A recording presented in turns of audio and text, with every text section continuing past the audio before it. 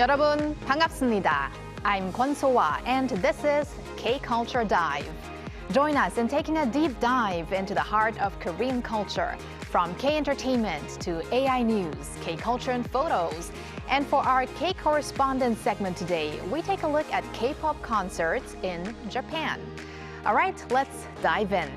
And joining us on today's show is my co-host Walter Lee. Walter, happy Wednesday. Happy Wednesday, Soa, and also happy Wednesday to our viewers watching at home. I'm Walter Lee, of course, here to co-host alongside Soa, and as always, bring you the latest in K-entertainment stories. Let's kick off with K-entertainment stories then, Walter. Great. BTS, week after week, they are proving to be one of the biggest K-pop acts, if not the biggest K-pop act right now around the world. And they are showing that on the stage and on multiple music charts. So what is the latest news? Yes, I mean, it'd be hard to compare anyone else to BTS right now. But according to a chart preview article released on the official website by Billboard, on Tuesday, the title track Swim from BTS's fifth full-length album Arirang ranked number 10 on the Hot 100 chart. Now, the song first debuted at number 1 on the 4th of April. The chart has stayed on the chart within the top 10 for nearly a month now. It also ranked number 1 on the digital song sales chart for 4 consecutive weeks. So that's Swim, but what about the album itself? How is it doing? Yes, it's doing amazing as always. So Arirang ranked number 3 on the Billboard 200, maintaining a top 3 position for 4 consecutive weeks as well. Now, this surpasses their previous best 4-week record set by their other album, Map of Soul Persona. Meanwhile, BTS plan to expand their global project, BTS The City Arirang, to various locations around the world. Now, BTS The City Arirang is a large-scale citywide immersive festival launched in 2026 by HYBE to coincide with BTS's Arirang World Tour and obviously the release of their album as well. Now, the project, which began in Seoul, will continue next to Las Vegas in May and back to Korea in Busan in June. I'd not be surprised if in the future we've really got cities that are called BTS City around the world. Yeah, or at least a road or a section of... Probably they do already have roads. Yeah. But Walter, let's move on to another popular boy group, NCT Wish, and they have made their return recently with their first full-length album, right? Yes, exactly, that's right. So according to SM Entertainment, on Tuesday, the title track Ode to Love from NCT Wish's first full-length album of the same name, released on Monday, performed strongly on major domestic music platforms immediately after its release. Now, it reached a peak of number 3 on the Melon Top 100 and number 1 on the Hot 100 chart, setting a new personal best for the group itself. Now, Walter, as far as I know, in the past, NCT Wish has already done great with their previous albums, which were mini albums, I guess. Yes. But how is this current album doing in numbers? You are correct, Soa. So, according to Hanto chart, the album Ode to Love sold approximately 1.285 million copies on its first day of release. That became an instant million seller status. This makes it the fastest million-seller record in NCT Wish's history. Now, with this, NCT Wish now have a total of 3 albums that are million sellers, following last year's mini albums Pop Pop and Color. Now, Ode to Love ranked number 1 on major daily charts in Korea, including Yes 24 and the Circle chart. In China, it topped the digital albums sales chart on QQ Music and received a double gold certification. As well as in Japan, it ranked number 1 on AWA's Real-Time Rising chart and number 2 on Line's Music Real-Time Album ranking. Okay, and now, last but not least, let's talk about a big or a huge comeback by a particular girl group. Yes, indeed. Now, we thought they were ended, but the project group IOI are making a full group comeback for the first time in about 9 years. Their comeback will mark their 10th anniversary of their debut. Now, according to their agency Swing Entertainment on Tuesday, IOI will release their third mini album, IOI Loop, on May 19th. Now, this album marks their first release as a complete group since their official activities ended back in 2017. Starting from Wednesday, which is today, IOI will roll out some teaser content including concert photos, a track list, album previews, music videos, teasers and audio snippets, building that anticipation for their comeback and album. They will also release a pre-release track on May 4th and host a YouTube live broadcast to connect with fans ahead of the album launch. Then, on May 19th, they will officially kick off their promotions with the album release. Meanwhile, following the album release, IOI will hold the 2026 IOI Concert Tour Loop in Seoul from May 29th to 31st. Now, Walter, you did mention those teasers. Yes. And at the very beginning, we saw a very short mood film of them. And you know, that is exactly 9 seconds long. Yes. And it's their comeback in around 9 years. And they are 9 members. Yes. So maybe there is something to that. 9, that Lucky number there. 9. Yeah. And I also saw on their social media how they have been giving out ice cream on an ice cream truck today. And I saw the event runs till 2:30 p.m. So that's when our show ends. but sorry to say that they said they already ran out of the ice cream. But I think there's another symbol there actually, because you know IOI's official light stick is also an ice cream. Oh. So those are just some. They are very prepared for this comeback. Yes, I think fans know those symbols going on right now. But thank you very much, Walter, for those updates, and stick around. Will do. All right, now let's go over to our AR anchor Arirang for more on the culture front. Arirang. Thanks, Sua. Here's your AI guide to the latest cultural headlines from Korea. Let's begin with our top story. The Ministry of Culture, Sports and Tourism has selected 100 tourism venture projects to help drive the future of Korea's tourism industry. The initiative, jointly run with the Korea Tourism Organization, aims to discover and nurture companies with innovative ideas in the sector.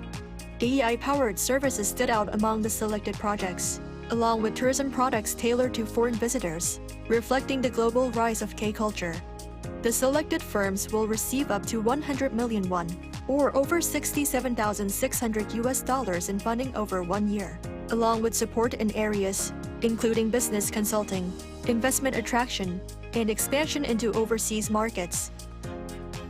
Foreign arrivals to South Korea topped 2 million in a single month for the first time in March, coinciding with K-pop group BTS's Gwanghwamun comeback concert.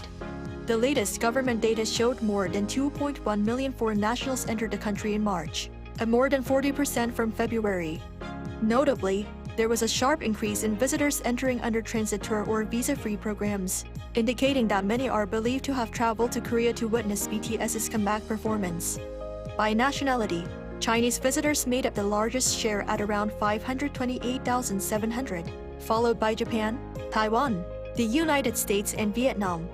Germany posted the fastest growth in the number of arrivals, jumping by more than 200% from the previous month. Globally acclaimed soprano Sumi Jo will release a special album next month, marking the 40th anniversary of her debut. Titled Continuum, the album will feature 11 tracks spanning her past, present and future repertoire, co-produced with SM Classics, a classical and jazz label under SM Entertainment.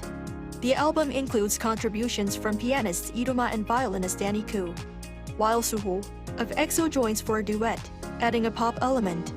Jo is set to launch a nationwide tour next month. That's all from me. Turning now to a quick look at more K-culture stories making headlines today.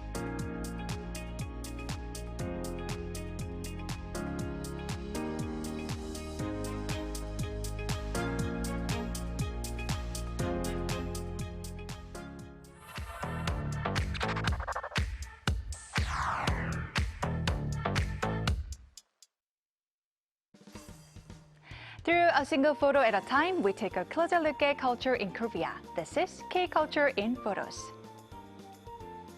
손글씨, handwriting. In Korea these days, it's actually becoming a growing concern. There are even cases where students lose points on exams simply because their handwriting is too difficult to read. Now, take a look at this. Young students practicing their writing, but opportunities like this are slowly decreasing as tablets and digital learning take over classrooms. And here, this brings back a different memory. Handwritten letters once carried everyday thoughts and emotions in a way typing rarely does today. So, why is handwriting coming back? Well, have a look at this. Copying books, or 필사 in Korean, are now trending in bookstores as people deliberately choose to slow down. And finally, this. People sharing their own handwritten pages, not just to improve their writing, but to focus, reflect, and even find comfort. In a fast digital world, writing by hand is no longer just a skill. It's becoming a conscious choice. Now, take a look at this. This is Neukgu, a wolf that escaped from a zoo in Korea and stayed on the run for 9 days. What's interesting is people weren't just worried, they were rooting for him. Now have a look here. There's even Neukgu bread selling out quickly as people celebrate his safe return. And this one, a digital billboard that once read "Neukgu come back" now changed to "Thank you for coming back. Neukgu야 돌아와줘서 고마워." So why did this happen? Take a look at this. From memes to parody posts, Neukgu quickly became a viral character online. In one post, he's appearing on the news as if giving an interview about his escape. In another, he's turned into a baseball team mascot, credited with bringing his hometown team back to winning ways. And there's even a manga autobiography telling the story of his 9-day journey in his own voice. Despite being a wild predator, he was reimagined as something much more familiar, young, harmless, even relatable. Now, take a look at this. With cheers and excitement, participants take up beginning their climb up 2,917 steps to the top of a 123-story tower. Now, let's move on. Very quickly, it becomes a different kind of race. Some push forward with determination, others smile through the pain, each person fighting their own battle step by step. And here, this moment says a lot.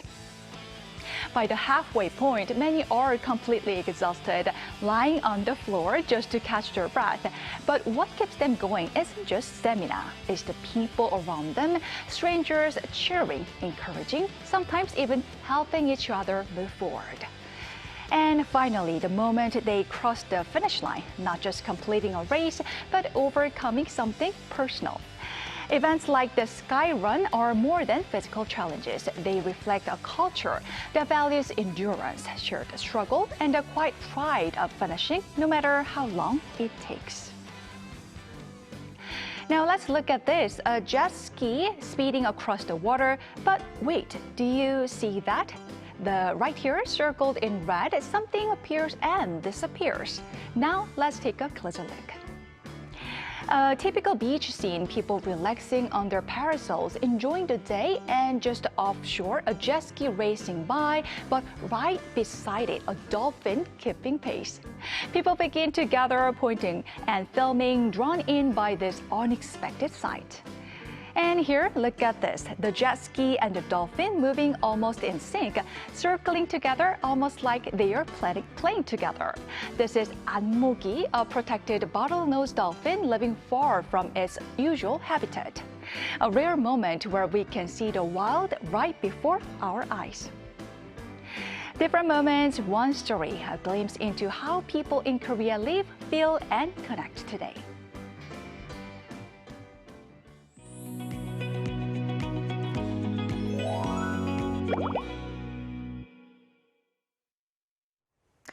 BTS and aespa at Tokyo Dome and TVXQ or 동방신기 at Nissan Stadium. Today, we want to take a look at K-pop idols taking the stage at major venues across Japan, and also have a peek into how Japanese groups are doing in Korea.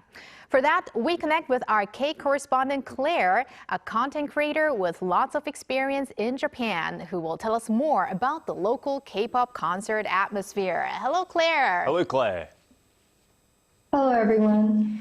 Thanks for joining us on the show, Claire. So, we're seeing more K-pop idols performing on huge venues in Japan. We just had BTS drawing major attention just a few days ago at the Tokyo Dome. So, how do you view the trend, and how popular are K-pop acts currently in Japan? Oh, that's such a great question.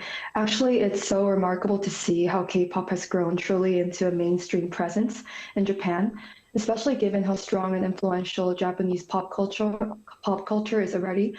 And performing at venues like Tokyo Dome has always been considered a really major milestone, even for top Japanese artists and athletes. So for international acts, particularly K-pop idols, to consistently fill these spaces really speaks to their impact and popularity.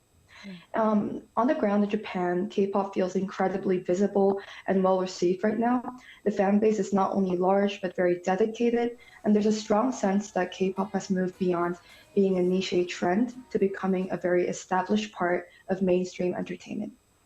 Right. Right, and whenever I report on idols going to Japan, it's usually the Tokyo Dome that holds this symbolic meaning almost. Now, what does it mean for K-pop idols to perform there, do you think? And could you also share details such as venue scales and notable international artists who have performed there?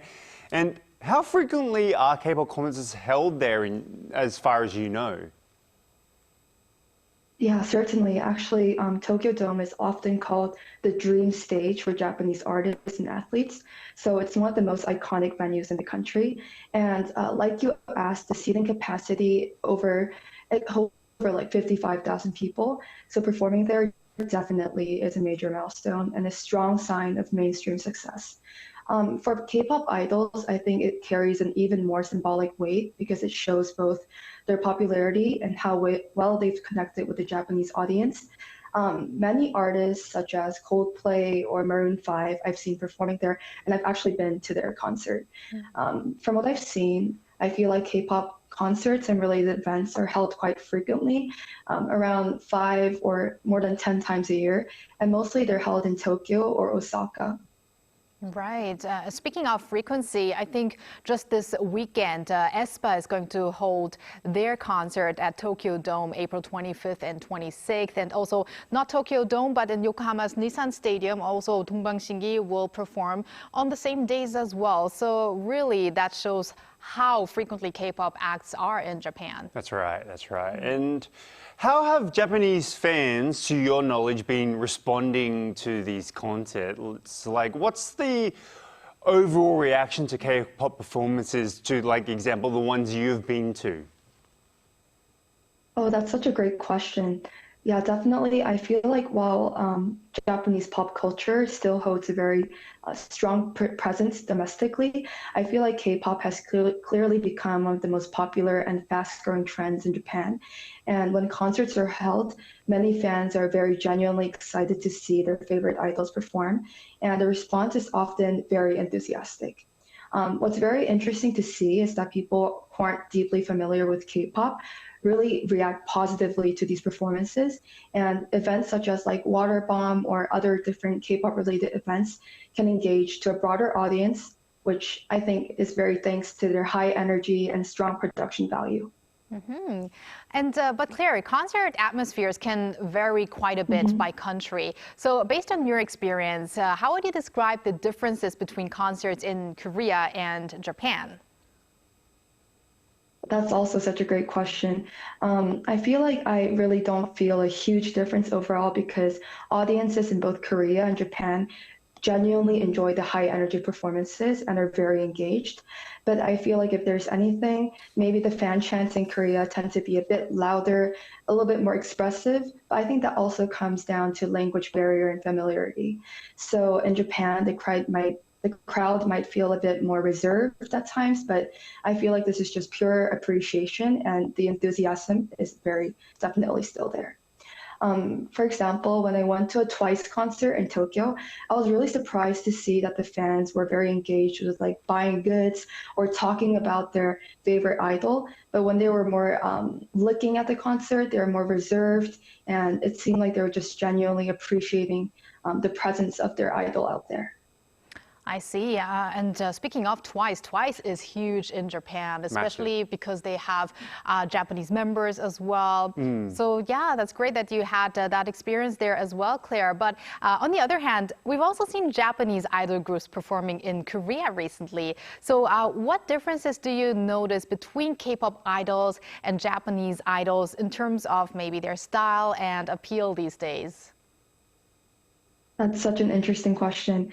Yeah, I've really noticed that this cultural exchange is happening, and I really enjoy seeing this. And I think the biggest difference is the presence of kawaii culture. I think Japanese idols really have that strong presence in them. And when I first came to Japan a few years ago, I immediately noticed a clear difference in styling, especially in clothing, makeup, and overall like beauty aesthetics. And I think it carries strongly into Japanese idol culture as well. For example, whereas K-pop idols feel more chic and minimalistic with a focus on sleek and global trends, I feel like J-pop idol styling often leans more to a playful, kind of feminine aesthetic, almost kind of like a princess kind of concept. And I think that contrast gives each scene its own unique charm and appeal. Right, and we're also seeing a lot of Japanese idols expanding into the Korean market, whether it's Japanese idols joining K-pop groups or such as J-pop girl groups, such as Cutie Street, entering this market here in Korea. They have quite a distinct characteristic compared to K-pop idols, as you just mentioned as well. How have Korean fans been responding to them, in your opinion? Do you think it's something new that Korea is really getting on the wagon with, or do you think it's just something like in a niche area? Well, that's actually a very interesting question. And I think overall, it's very positive, and it's interesting to see how positively they're being received by the general Korean public. I think compared to a few years ago, the reaction feels much more open and enthusiastic. Because when I first introduced J-pop idol culture to my friends in Korea, like around 4 years ago, many saw it as a very niche and unfamiliar kind of culture. But now, groups like Cutie Street are getting genuine interest, and there's a growing appreciation for Japanese idol. And I think even like anime-inspired aesthetics within mainstream Korean culture. So it's very great to see that this cultural exchange is being accelerated and going on. Well, I'd love to see some maybe a joint Korea, K-pop, J-pop concerts at these huge venues in Japan and Korea in the future. But thank you very much, Claire, for connecting with us today. And yeah, keep in touch. Thanks. Thank you, Claire. Thank you so much. And thank you, Walter, as always. So we're going to have you back here later this week. See you this week. Thanks for watching and your interest in everything K-culture. Please tune in again tomorrow, 2 p.m. Korea time. Keep diving.